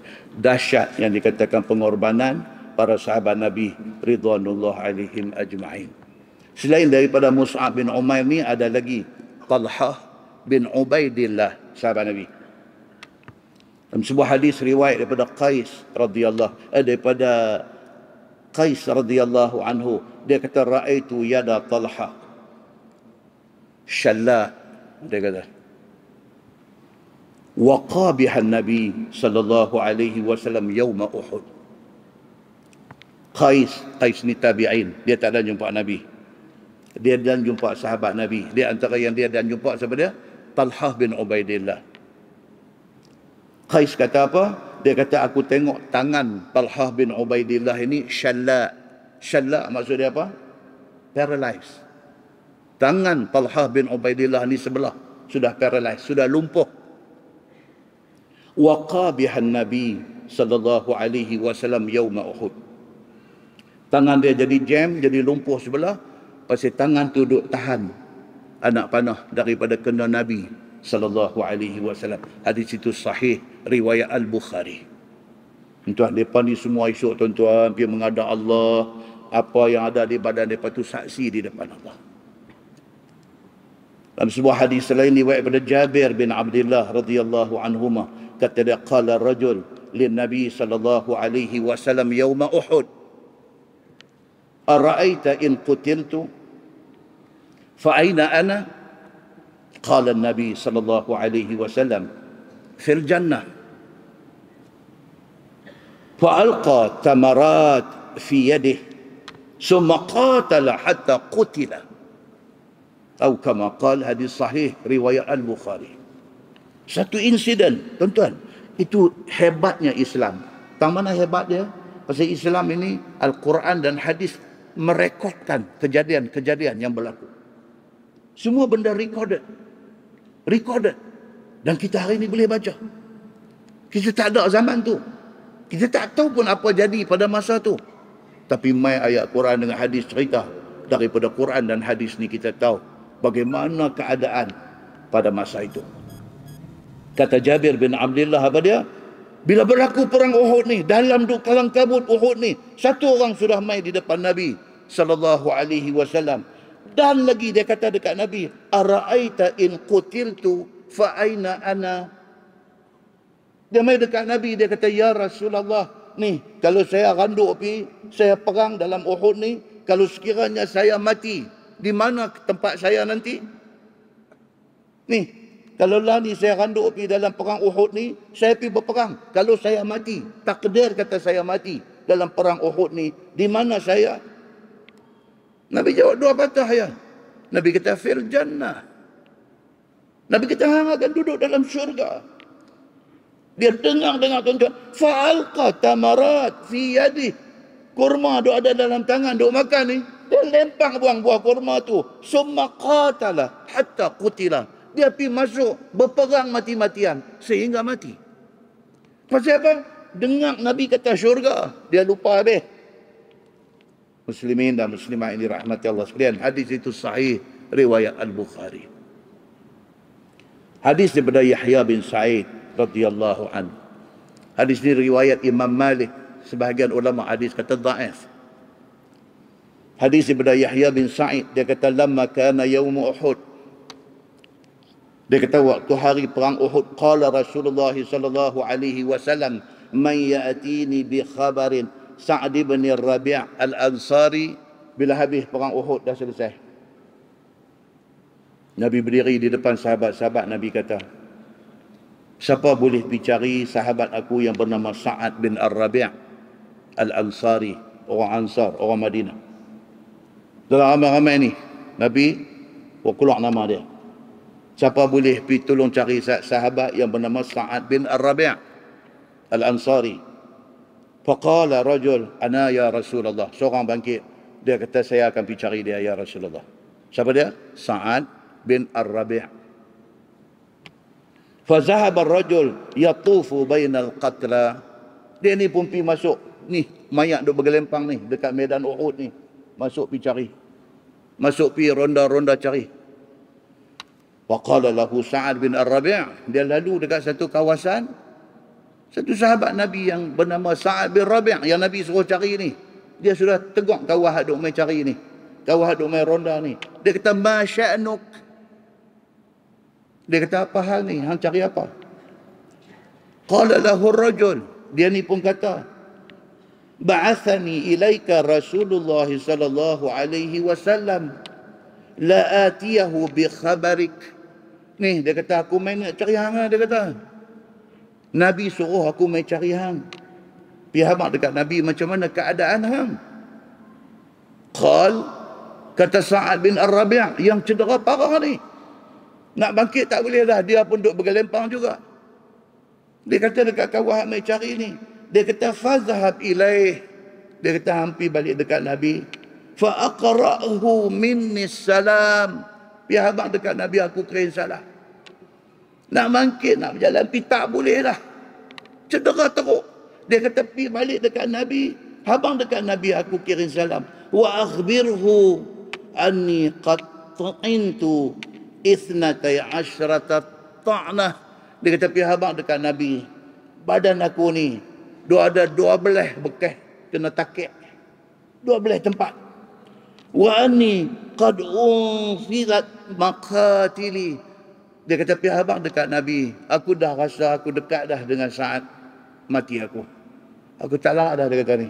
Sikit lagi aku nanti mati. Wa akhbir qaumak. Dah pi habang dekat kawan-kawan kita ni, hak lain ni, pi habang dekat depa, annahu la uzra lahum indallah in qutila Rasulullah sallallahu alaihi wasallam wa wahidun minhum hayyun. Dia kata hampir habang kat kawan-kawan kita. Apa hampa nak jawab dekat Allah kalau hampa hidup Nabi mati? Dia kata hang jangan ingat hang nak hidup kalau Nabi mati. Hang nak jawab apa dengan Tuhan? Begitu sekali tuan-tuan pengorbanan para sahabat Nabi ridwanullah alaihim ajma'in dalam perang ni. Tuan, Islam ni bukan main-main tuan-tuan. Bukan main-main. Bukan seronok-seronok nak main dengar ceramah lawak-lawak. Bukan. Islam bukan macam tu. Islam ini nak dengar message yang jelas, yang clear daripada Quran, daripada hadis Nabi. Ilmu daripada Allah.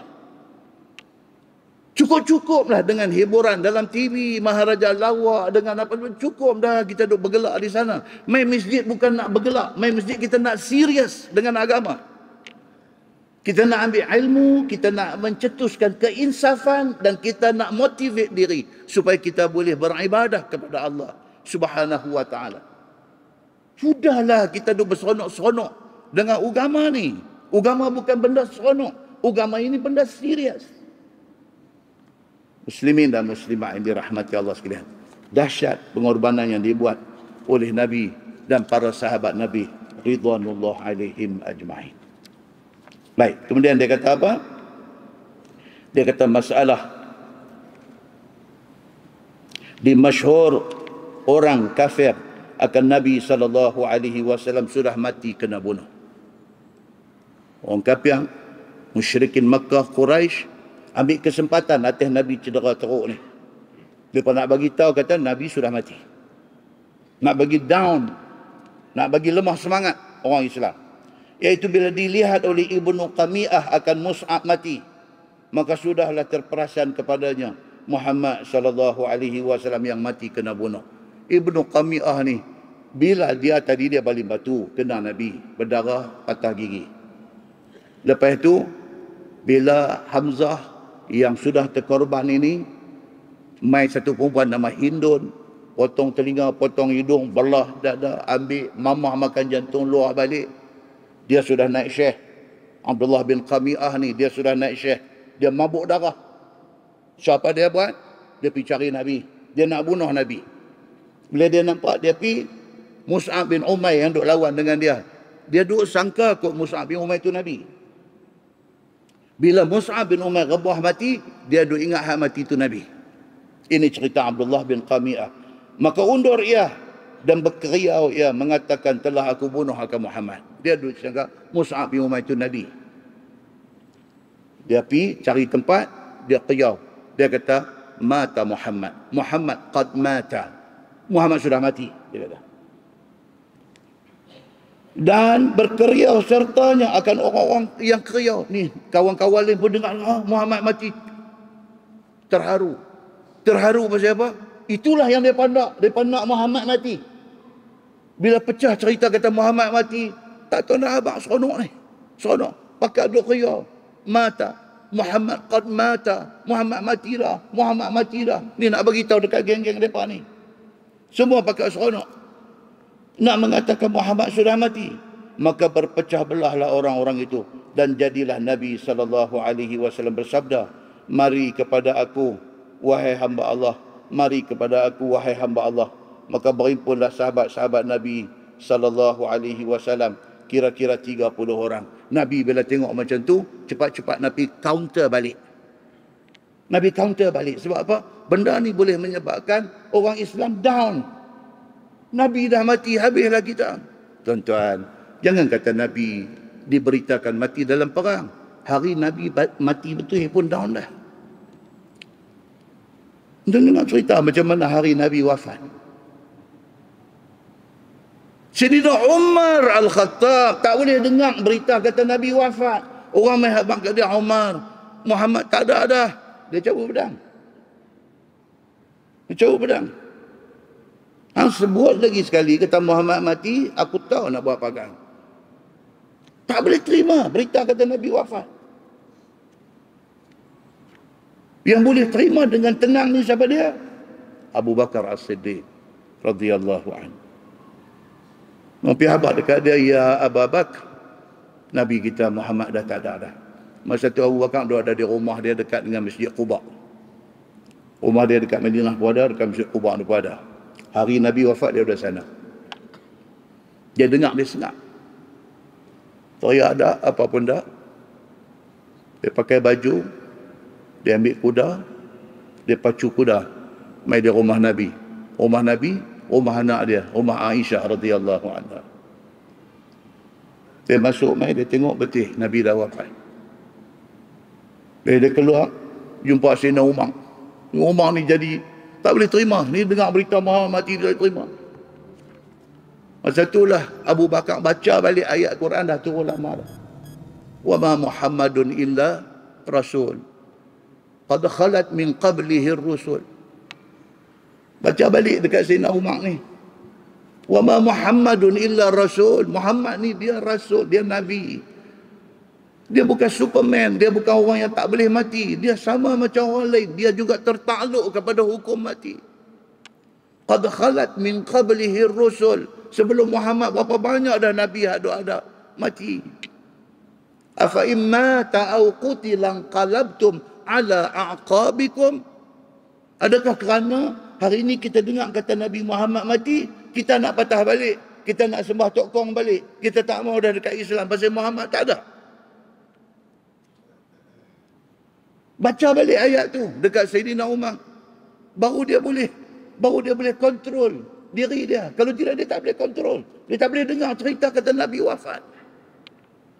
Itu dalam keadaan biasa, bukan keadaan perang. Sahabat sayang Nabi ni sampai dia tak mampu untuk membenarkan telinga dia dengar sesuatu yang tak baik kena kepada Nabi. Dia tak boleh bagi telinga dia dengar benda tu. Tuan kita hari ni, sayang kat mak kita, sayang kat ayah kita.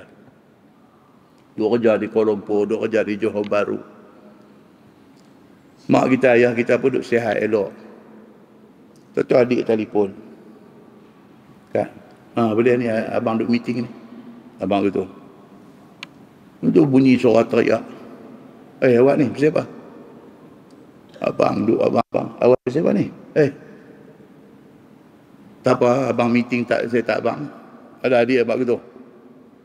Dah siapa ni? Abang mak tak ada dah abang. Habis. Dan tadi abang meeting ni, kata tengah duk meeting, tengah duk apa ni. Dia dengar ayat tu, adik kata, abang, mak tak ada dah. Tak habis. Kekuatan semua dah tak ada dah. Lembut lutut. Otak dan duk ingat ni, nak balik macam mana ni, nak cepat ni daripada Johor, nak balik main Penang. Dia dah jadi gitu dah. Pasal apa tuan-tuan? Pasal sayang kat mak. Kita dengar tu lembut lutut. Sahabat sayang Nabi ni lebih pada kita sayang mak kita. Mereka ganti mereka kepada Nabi ni, ganti mereka nyawa mereka. Apabila disebarkan berita kata Nabi sudah mati dalam perang Uhud, down. Nabi SAW dandan, dia naik, dia bercakap. Dia berdiri di depan beberapa orang sahabat dia. Dan beberapa orang sahabat, 30 orang ni mai duk lengkong Nabi SAW. Apabila dilihat oleh Nabi SAW, akan dirinya berdarah dan menyapu dia akan darah di muka dia. Lalu sabda Nabi SAW, faqala kaifa yuflihu qaumun fa'alu hadha binabiyihim. wa huwa yad'u lahum ila Allah. Nabi kata apa? Kata Nabi sallallahu alaihi wasallam, apa nak jadi kepada kaum ini? Kaum yang telah memperbuat mereka itu semacam ini kepada Nabi mereka itu. Nabi sapu darah di muka ni, tengok darah. Nabi kata, kaifa yuflihu qaum fa'alu hadha binabiyihim. Apa nak jadi dekat kaum ini? Kaum yang telah buat Nabi mereka. Maksudnya Nabi. Apa yang Nabi mereka buat yang mereka marah sangat? Nabi ajak mereka kepada Allah. Bukan Nabi ambil harta mereka. Bukan Nabi buat zalim mereka. Bukan Nabi curi harta benda mereka. Bukan Nabi buat khianat mereka. Bukan Nabi fitnah mereka. Bukan Nabi aibkan mereka. Nabi nak ajak mereka kepada Allah supaya mereka selamat daripada neraka. Mereka balas balik dengan ketui batu. Berdarah Nabi sallallahu alaihi wasallam. Nabi bila sapu darah, Nabi kata apa? Kaifa yuflihu qaumun fa'alu hadha binabiyihim wa huwa yad'u lahum ila Allah. Apa nak jadi dekat hampa ni? Hampa buat dekat Nabi hampa macam ni. Sedangkan Nabi hampa nak ajak hampa kepada Allah, nak selamatkan hampa daripada neraka. Padahal Nabi menyeru mereka kepada Allah, Tuhan yang esa, yang tiada layak disembah selain daripada Allah. Dan diulang-ulang. Dan orang-orang pun mengumpul muslimin yang mati syahid itu. Seorang daripadanya ialah bapa penakan Nabi sallallahu alaihi wasallam, iaitu Hamzah bin Abdul Muttalib radhiyallahu an. Bila Nabi kata lagu tu, habis. Musuh dah tinggal depa pada ketika itu. So perang Uhud berakhir dengan Islam kalah. Tentera Islam kalah. Apa sebab musabab dia apa dia? Sebab dia langgar perintah Nabi. Kalah. Walaupun Allah hantar bantuan malaikat. Tapi kerana bantah cakap Nabi. Kerana cakap Nabi itu perintah Allah. Kerana bantah, kalah. Dan pimpinan tentera kafir pada masa itu, Abu Sufyan dan juga Khalid Al-Walid. Mereka bila dah tengok dah kalah dah, dan suara pun duk kata Muhammad dah mati, mereka buat signal, jom kita balik. Tinggal. Ada juga lagi tu hati perut tu. Dia tak lunyai bagi habis. Dia tengok dah nampak kalah dah, jom balik. Muslimin dan muslimat yang dirahmati Allah sekalian. Bila habis saja Nabi pergi cek balik orang yang mati, suruh kawan-kawan cari orang. Dia antara yang paling menyayat hati ialah Hamzah bin Abdul Muttalib. Siapa Hamzah bin Abdul Muttalib ni tuan-tuan? Dia dipanggil Asadullah wa Asadu Rasulillah. Hamzah bin Abdul Muttalib ini terkenal dengan gelaran Asadullah, singa Allah. Berani dia ni. Kalau baca sirah cerita tentang dia, dia daripada dia muda, dia berani. Hamzah bin Abdul Muttalib ni, dia satu orang yang berani. Dia mengambil risiko. Dia digelar Asadullah. Digelar dia ni dengan nama singa Allah. Dan apabila dia syahid di dalam perang Uhud, Nabi panggil dia Sayyidus Syuhada. Nabi panggil dia pengulu kepada segala orang yang mati syahid. Muslimin dan muslimat yang dirahmati Allah sekalian. Siapa dia? Dia pak penakan Nabi sallallahu alaihi wasallam. Adik-beradik dia siapa? Adik-beradik dia di antara yang terkenal ialah Abu Talib. Adik-beradik dia Abu Talib tu siapa? Bapa Sayyidina Ali. Apa yang terkenal dengan cerita Abu Talib? Sayang dia dekat Nabi ni tak boleh bawa berbincang. Dia sayang Nabi. Walaupun dia tak Islam. Dia sayang Nabi. Baca cerita pula tentang Abu Talib. Dia kalau bawa balik makanan, bawa balik susu, anak-anak dia termasuk Ali yang dia sayang ni tidak boleh menyentuh, apatah lagi nak menjamah makanan dan minuman itu, melainkan setelah Muhammad makan dulu, baru anak lain boleh makan. Sayang dekat Nabi. Abu Talib ni adik-beradik dengan Hamzah ni. Nak mati, Nabi kata, ya ammi qul la ilaha illallah. Pakcik-pakcik kata la ilaha illallah, hak lain saya uruskan. Tak boleh tuan-tuan, tak boleh. Hidayah ni pun mahal, taufik pun mahal. Kalau Allah bagi dekat kita dua-dua ni, Allah bagi kita hidayah dan Allah bagi dekat kita taufik, kekuatan untuk beramal, kita dapat dunia dan segala isi dia. Terdapat akhirat sekali. Siapa lagi adik-beradik kepada Hamzah ni, siapa dia? Abbas. Kita dah baca hadis an Abdullah bin Abbas. Al-Abbas, pak benakan Nabi. Itu juga adik-beradik Hamzah. Siapa lagi adik-beradik Hamzah ni, siapa dia? Abdullah. Siapa dia Abdullah? Bapa Nabi Muhammad bin Abdullah. Itu juga adik-beradik dengan Hamzah. Maka tak heranlah apabila tengok mayat Sayyidina Hamzah begitu, Nabi jadi emosional. Nabi jadi emosional. Kemudian Nabi SAW pesan, jangan bawa mai orang-orang yang terdekat mai tengok mayat Sayyidina Hamzah. Nabi pesan. Di antaranya siapa dia? Safiyah. Safiyah ni adik Sayyidina Hamzah. Safiyah ini menikah dengan siapa? Menikah dengan kepala besar kepada musuh di kalangan Quraisy. Dia duk menikah pusing kot tu lah. Dia beradik semua. Nabi kata jangan sampai Safiyah mai tengok keadaan Hamzah ni. Kerana Safiyah tak akan boleh tahan bila tengok mayat macam tu. Dah tak kenal rupa. Telinga, hidung, maut semua dicederakan, dada belah, rambut keluar. Jangan, Nabi kata jangan siapa pun adik-beradik kita mai tengok keadaan Sayyidina Hamzah ni. Tapi Safiyah ni, dia mai juga. Yang kata Safiyah ni, dia mai juga. Tengok-tengok mai dah, sampai dah di Uhud ni. Uhud dengan Madinah bukan jauh tuan-tuan, berapa kilometer je. Sampai dah dia. Nabi tengok-tengok mai dah makcik dia, Safiyah. Dia masuk mai, dia terus tuju pi tengok Sayyidina Hamzah.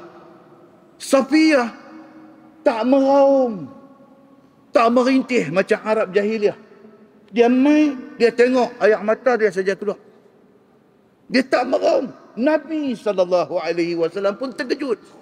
Nabi tu ingat dia mai dia nanti jadi histeria. No, dia steady aja. Dia mai, dia tengok mayat adik dia. Macam tu keadaan dia. Dia tak apa, air mata aja keluar. Nabi terkejut dengan penerimaan Safiyah terhadap mayat Sayyidina Hamzah bin Abdul Muttalib ini. Tuan-tuan, kalau boleh difilmkan benda ni, mak kilau tinggal jauh lah. Kalau boleh difilmkan ni, kisah Uhud ni, Allahu Akbar.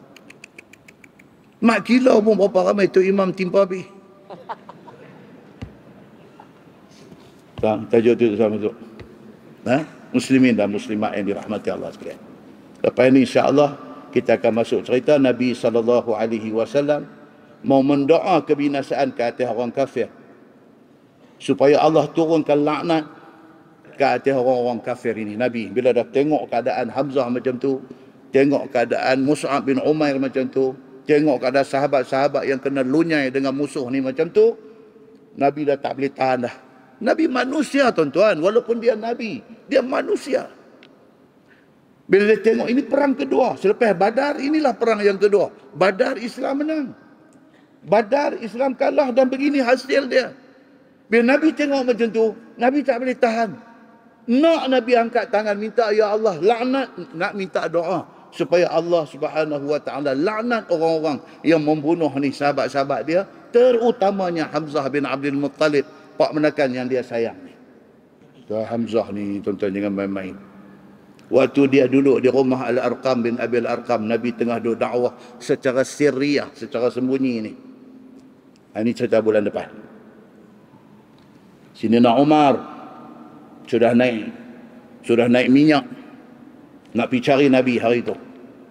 Nak pergi cari Nabi.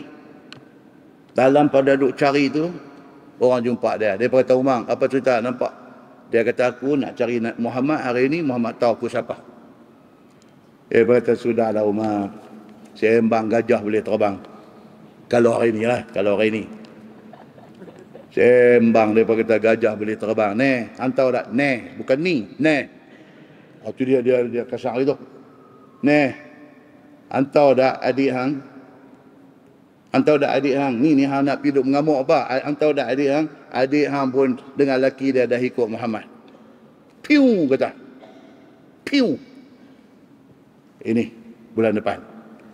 Nak membolehkan Sayyidina Umar tu dapat hidayah tu. Dia piu dah.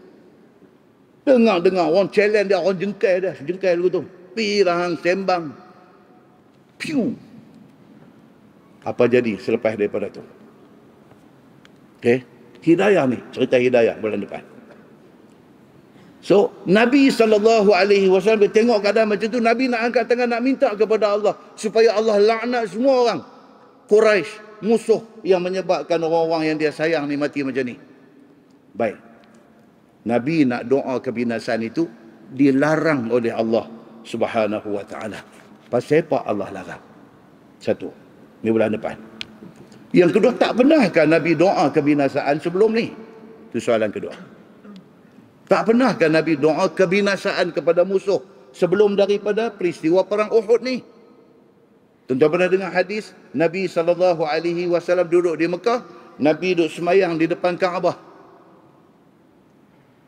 Abu Jahal duduk tengok, dia petik, aku bagi offer kepada siapa-siapa ada ni yang berani, dia ambil perut unta hak semelih kemarin punya, perut unta busuk, waktu Muhammad sujud sekali atas belakang dia. Siapa berani? Cepis bangkit seorang. Dia kata, aku akan buat. Akhirnya hadis tu macam mana? Dia ni ambil pergi bubuh belakang Nabi, Nabi kekal dalam sujud, tak bangkit.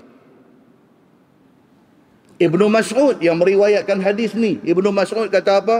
Allahu Akbar. Kalaulah Allah bagi dekat aku sedikit keberanian, aku nak pergi buang tu benda tu, perut unta busuk atas belakang Nabi tu. Tapi aku tak berani. Pasal apa? Zaman tu awal Islam. Tak cukup keberanian lagi. Sedih ni tak tahu nak abang tengok orang buat kat Nabi macam tu. Ada satu orang nampak, lari pergi habaq dekat anak Nabi. Siapa dia? Fatimah. Fatimah masa tu Juwairiyah, hadis kata. Kecil lagi. Dengar-dengar ni orang buat dekat bapa dia, dia lari mai. Dia mai, budak kecil lagi Fatimah ni. Dia buang ni segala kotoran atas belakang Nabi ni, dia buang. Dia beralih pergi dekat depa ni, geng-geng kafir musyrikin hak buat dekat Nabi ni. Dia beralih pergi dekat depa, dia maki depa cukup-cukup. Nabi bangkit. Nabi tengok ke arah depa ni, kafir musyrikin Makkah yang buat dia ni. Nabi terus angkat suara dia dan Nabi berdoa, Allahumma alaika bi Quraisy. Ya Allah, binasakan Quraisy. Dia bagi satu sekali, Quraisy semua sekali. Dia pasang. Dia sebut seorang-seorang, Allahumma alaika bi Abi Jahlin. Ya Allah, binasakan Abu Jahal. Bila dia sebut lagu tu, tu yang bulan depan tu. Itu yang bulan depan tu. Maknanya Nabi pernah ada doa macam ni? Pernah. Tapi pasal apa dalam perang Uhud, Nabi nak doa Allah tak bagi? Bulan depan juga yang tu. Ada waktu Tuhan bagi, ada waktu Tuhan tak bagi. Pasal apa? Semua ni ada penjelasan dia di dalam hadis-hadis Nabi SAW. Dan kita akan fokus bulan depan cerita laknat orang. Laknat ni maksudnya apa? Caci maki, cerca. Boleh ke tak boleh? Piduk cerca orang, piduk maki orang, piduk cela orang. Boleh ke tak boleh? Kita akan baca hadis bagaimana Sayyidina Abu Bakar As-Siddiq doa ada dengan Nabi SAW. Mai satu orang depan-depan, dia jengkai Sayyidina Abu Bakar. Dia kata dekat Abu Bakar, terjai. Dia kata papak-papak kat Sayyidina Abu Bakar. Sayyidina Abu Bakar sengak. Nabi duduk ada tepi, Nabi pun diam. Dia ni macam tak puas hati. Dia mau bila dia kata, mau ada respon, baru rancak. Tak ada respon. Dia kata lagi. Abu Bakar diam. Nabi pun diam. Dia kata lagi. 3 kali Abu Bakar jawab. Orang kata, brother, you salah faham. Baru sebut brother, you salah faham, Nabi bangkit pergi. Abu Bakar bila tengok Nabi bangkit pergi, dia sudah rasa tak kena. Dia tak jadi jawab, dia ikut Nabi. Dia kata, ya Rasulullah, dia ni maki saya punya sedap tadi, saya tak jawab. Tuan pun ada tepi, Tuan pun diam. Dia duk maki lagi, dia duk maki, saya pun tak boleh tahan. Saya jawab bukan nak maki dia, saya nak membela diri. Tapi Tuan bangkit tinggal saya, pasal apa? Nabi kata, bulan depan baru dia jawab. Nabi bulan depan Nabi jawab, pasal apa yang aku bangkit tinggal yang tu? Muslimin dan muslimat yang dirahmati Allah sekalian. Dan kita akan cerita bulan depan insya-Allah cerita tentang hidayah Allah dan keajaiban hidayah Allah ni. Apa ajaib dia?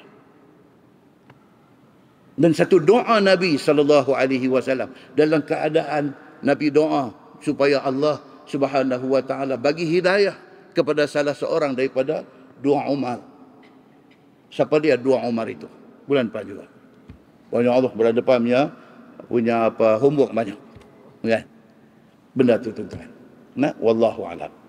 Jadi sebelum akhir pengumuman ada satu sahabat buat kenduri kebab spesial. Kebab spesial. Kebab saudara Hazli kita ni, dia buat 1,500 biji. Tuan-tuan jangan balik tanpa ambil kebab tu. Ambil. Dan jangan lupa amalkan sunnah Nabi. Apa dia sunnah Nabi? Nabi ajak kita suruh doa bila orang bagi kita makan. Doa dia apa? Allahumma at'im man at'amana. Ya Allah, bagilah makan kepada orang yang bagi aku makan. Doa macam tu. Wasqi man saqana. Bagilah minum kepada orang yang bagi aku minum. Okey? Sekali lagi tuan-tuan, insya-Allah bagi kawan yang kenduri ni seronok, tuan ambil dan bismillah makan, doa, minta ya Allah, kalau tak ingat nak sebut Allahumma at'im man at'amana, tak usah pun. Tapi kalau saat lagi bila ngap kebab dia lupa. Itu normal, pasal benda sedap. Dia ngap semulut. Allah apa tadi dia kata? Allah, tak apalah. Ambuh kok Melayu. Pokok Melayu, ya Allah, kawan hak buat kenduri bagi aku makan ni, bagilah makanan kepada dia. Khalas. Tuhan pun tarah. Tuhan kata cantik. Dia lupa ya bukan ada apa. Dia habis kebab sekali lagi, dia teringat balik. Nah, mudah-mudahan Allah Subhanahu wa taala letak kita di atas jalan kebenaran. Kita tangguh dengan tasbih kafarah dan suratul Asr. Subhanakallahumma wa bihamdika. Asyhadu an la ilaha illa anta astaghfiruka.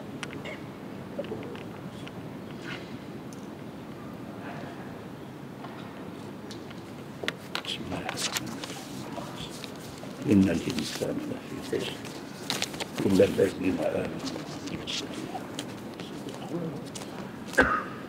اللهم صل على محمد وعلى آل محمد. بسم الله الرحمن الرحيم. الحمد لله رب العالمين حمدا يوافي نعمه ويكافئ مزيدا. يا ربنا لك الحمد كما ينبغي لجلال وجهك الكريم وعظيم سلطانك. رضينا بالله ربا وبالإسلام دينا وبمحمد نبيا ورسولا.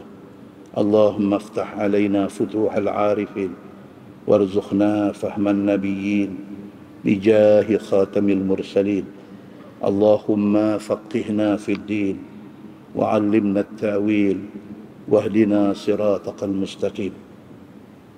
اللهم أرنا الحق حقا وارزقنا اتباعه وأرنا الباطل باطلا وارزقنا اجتنابه.